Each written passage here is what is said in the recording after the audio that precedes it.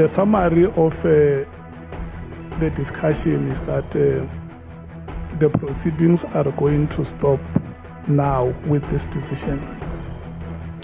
Komiti yesikhawu yepalamente iye yanqumama kwangethuba emva kokuba amalungu etyhole uCedric Nkabinde oligosa eliphezulu kwiofisi yomphathiswa wamapolisa onikwe ikhefu elikhethekileyo uSenzo Mchunu ngokunika ubungqina obungachanekanga kwingxelo yakhe efungelweyo. Kudutyulwe kwabulawa abantu abathathu ze konzakala wamnye kolunye udubulo oliyanyaniswa namaqela onqevu ngale ntsasa eManenberg eKapa. Umqeqeshi wamabhokobhoko uRassi Erasmus wenze inguqu eziliqela kwiqela lakhe elizaqobisana ne-Italy ngomgqibelo.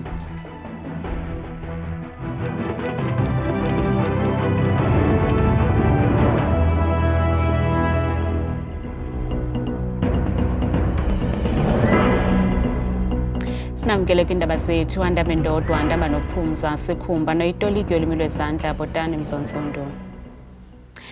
Ikomiti yesikhawu yepalamente iye yanqumama kwangethuba emva kokuba amalungu etyhole igosa eliphezulu kwiofisi yomphathiswa wamapolisa onikwe ikhefu elikhethekileyo uSenzo Mchunu ngokunika ubungqina obungachanekanga kwingxelo yakhe efungelweyo. Lo kaNkabinde ube phantsi koxinzelelo lumandla ngethuba ebonakalisa ukungaqiniseki ngemihla neenyanga zeziganeko ezibandakanya umnumzana Senzo Mchunu kunye noBrown Mokgotsi. Akhweleze ehlela ke kuye amalungu ekomiti evakalisa ukungoneliseki ngakubungqina bakhe ngelithi uzikha entloko intsuku nemihla ibhale kobubungqina. General Mkhwanazi was a very close friend of mine. I think it's safe to say it was a boys' trip. Lawo ngamazwi kaMnumzana Cedric Nkabinde nalapho ebechaza ukuba yena nonjengele Nhlanhla Mkhwanazi bangumtya nethunga kwaye uxelele le komiti ukuba zikhona izinto angasoze azithethe ngonjengele Mkhwanazi.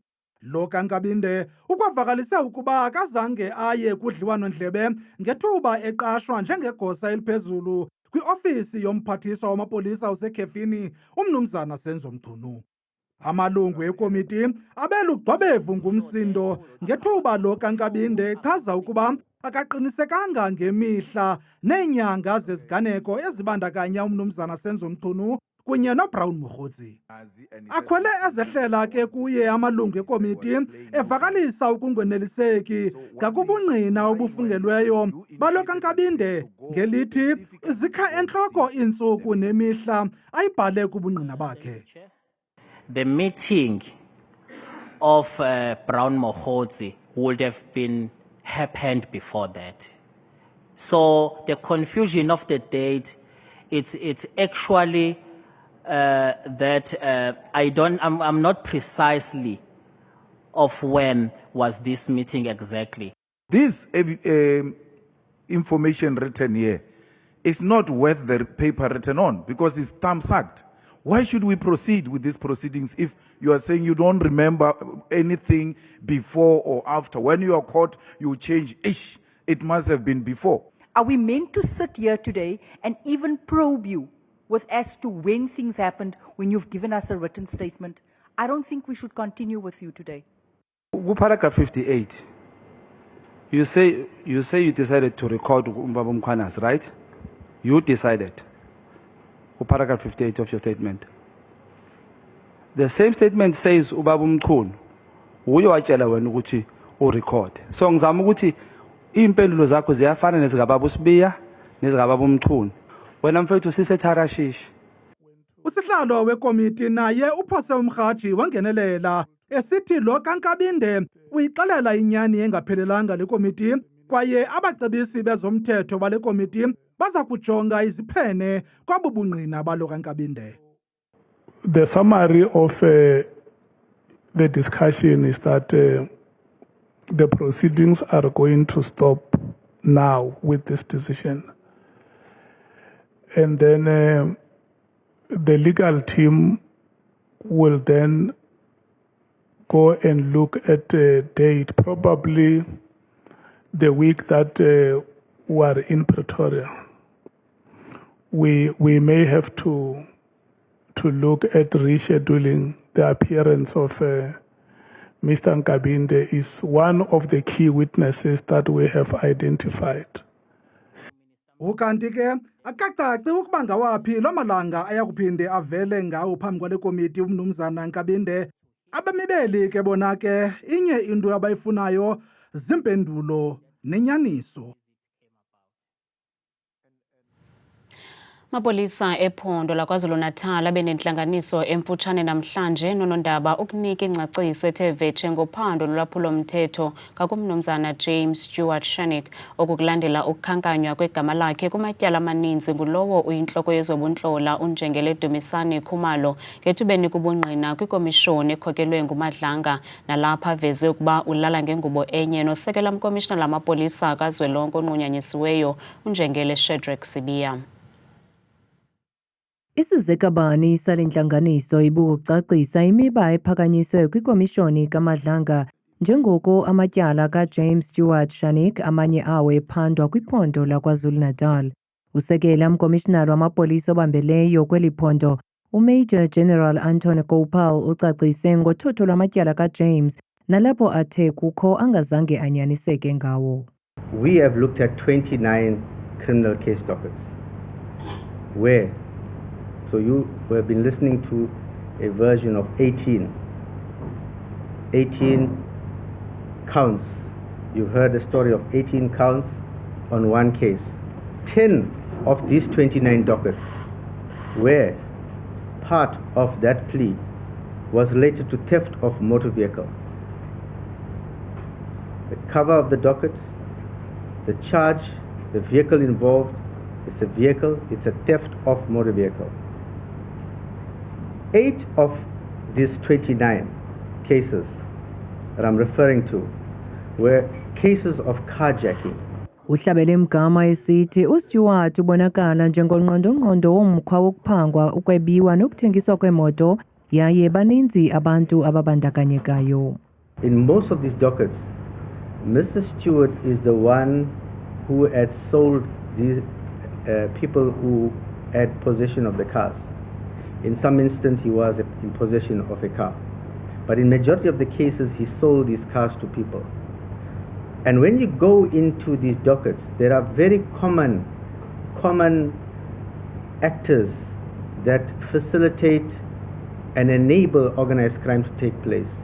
Uqhube ngelithi eminye yemikhwa abayiqapheleyo kukuba kukho ipolisi elazama ukucima onke amatyala kaStewart.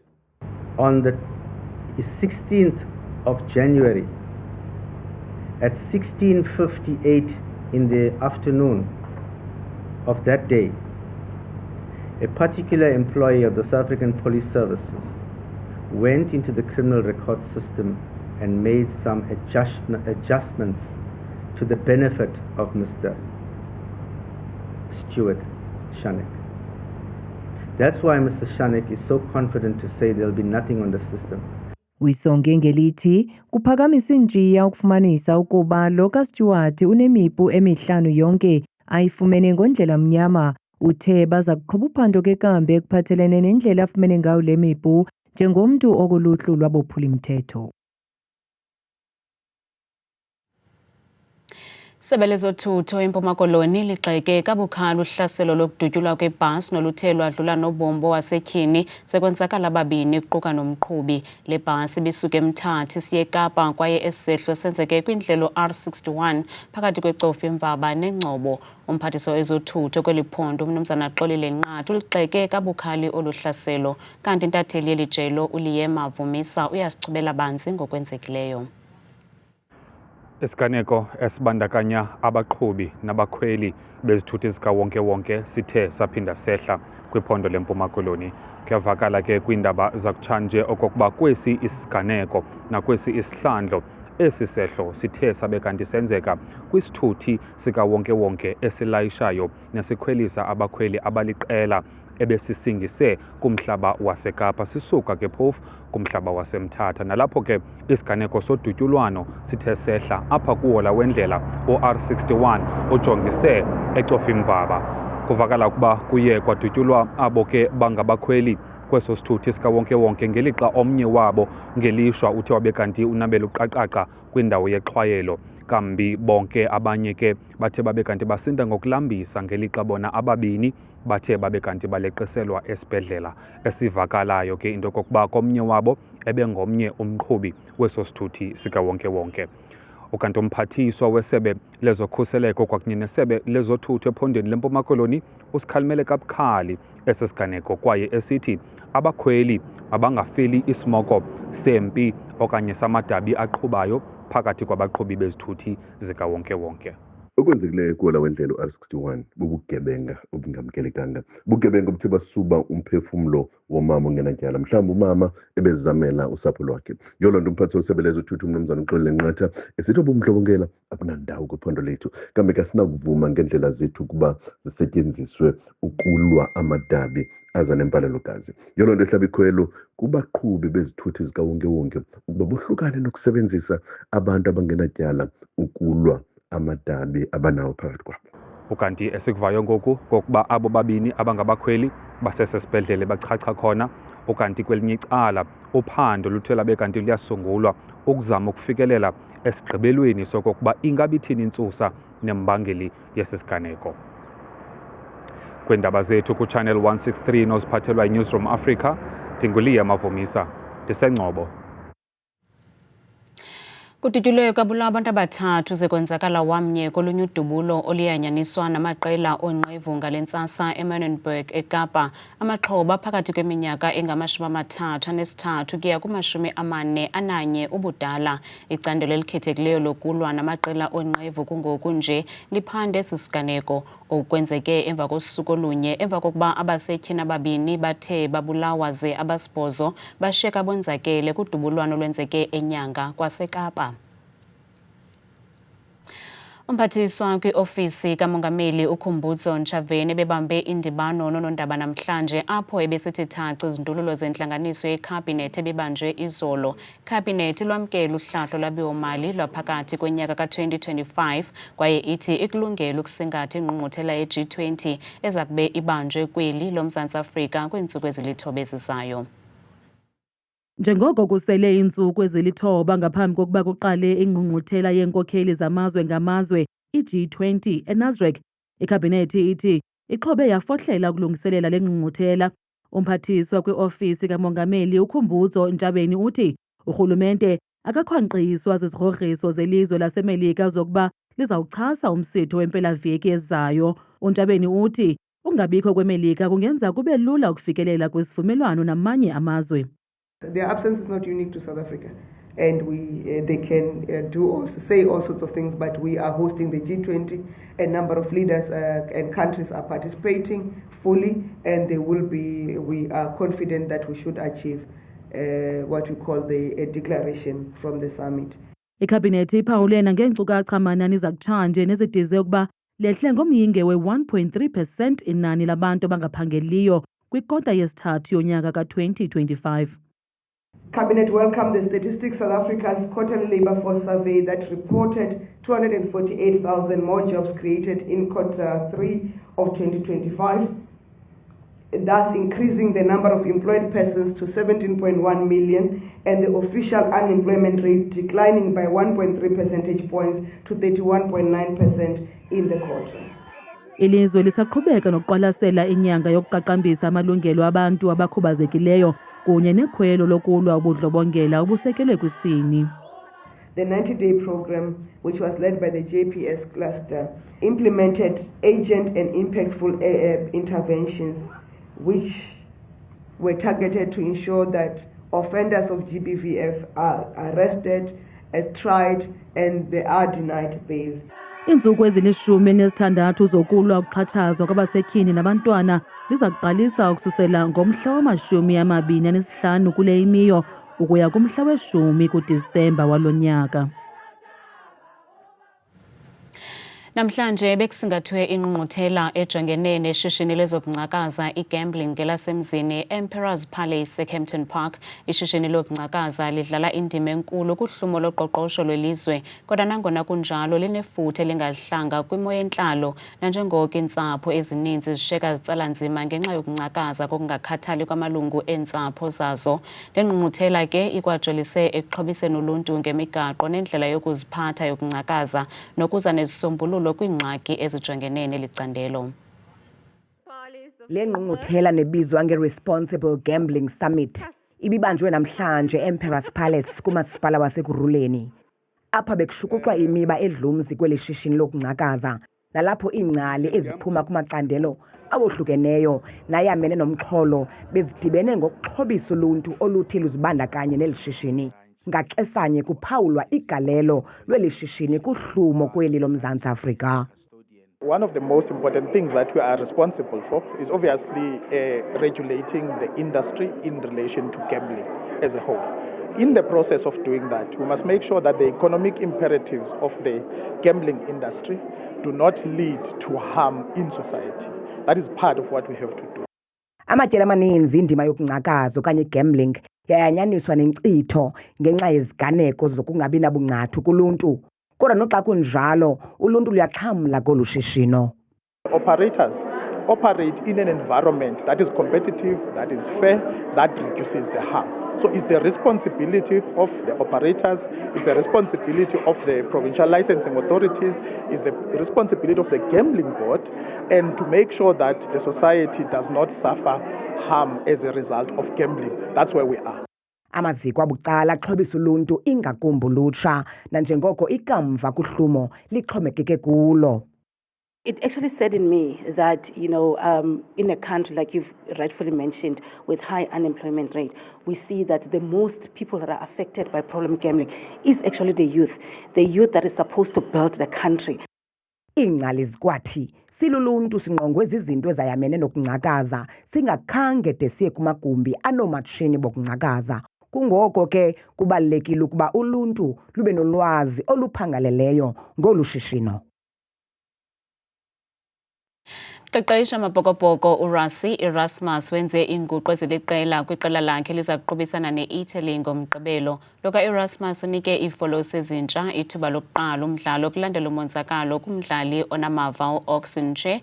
Usiya Kolisi uza kukhokela iqela lakhe emva kokudibanisa imidlalo elikhulu kumdlalo weveki ephelileyo. Yeah, look, sometimes when you lose Ox and Mtunu Dukes hasn't played rugby and now you've lost Lord, definitely we are saving, what's his name, Thomas a little bit for the Irish Test match because we won't have him after that match when we play Wales because that's outside the window. We felt Buan is now on cap 7 and he's doing pretty well. Robison's on cap 5 or 6. He did really well when he came on, even only for 5-6 minutes. And then again, Zach has played one match for us. But on the bench, there's nice security in the two props that's always played together, Gerard and Wilco.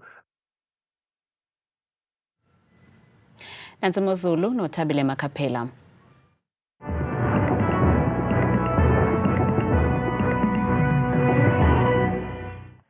Koske mamqwathi nomamzangwa ezindabeni ndiyakubulisa mbukelo wami ekhaya ndikwamkele ke kwidesika yam yeMozulu mna bethuna ngegama ke ndikuthabile ndiyinzwakazi yabathembu mvanje ngokubanzi masijongeni iMozulu siye sivule ke mzonsundo apha ekhaya siphawuleni kaloku ke iziganeko kuMzantsi Afrika ngokubanzi yakuqalela kakhulu nje phantse wonke uMzantsi Afrika kuphela kuyanetha ngomso kududuma kubaneka mpela futhi nakwelaphondo lapha ke koFreystata kumbindi futhi ubuze welcome kwasekuseni futhi lapha kuMazantsi bevuswa ngu-13 degrees ngomso ke balusonge futhi bevala lamini ngomso ngama-20 nje akhatshwa seso sibhozo kanti ke ngokubanzi mbukele ekhaya maqondo wakho phantsi naphezulu sivule ngolokuqala bethu niphondo elipha lona empuma koloni ngamandla mbukeli wami ekhaya futhi ke kumantla olaphondo busekomane sada ku-alvani phaya nasejamestown qaba ngamafu nje kwasekuseni impela ngenxa ka-9 degrees xa bevuka ngomso kanti ke baphila ngolu hlobo phaa kwelaphondo ke laphaya kaloku eFreystata sendijo kakhulu uba kuyanetha phaa ngomso kusibekela impela futhi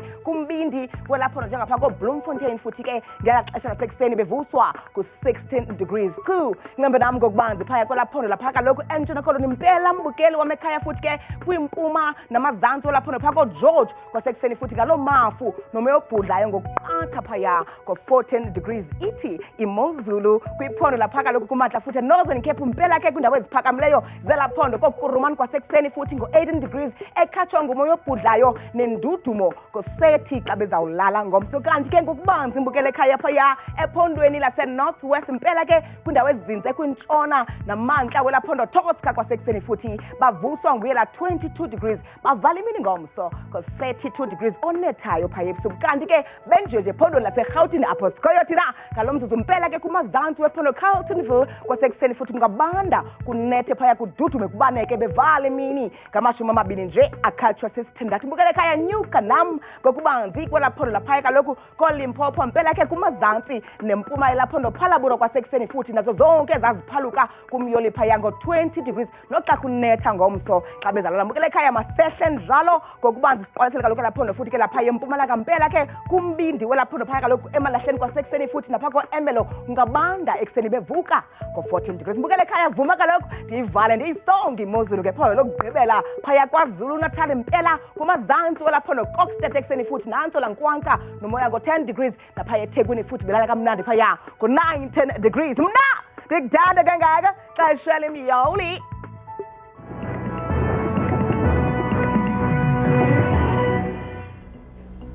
kamnandi mawethu.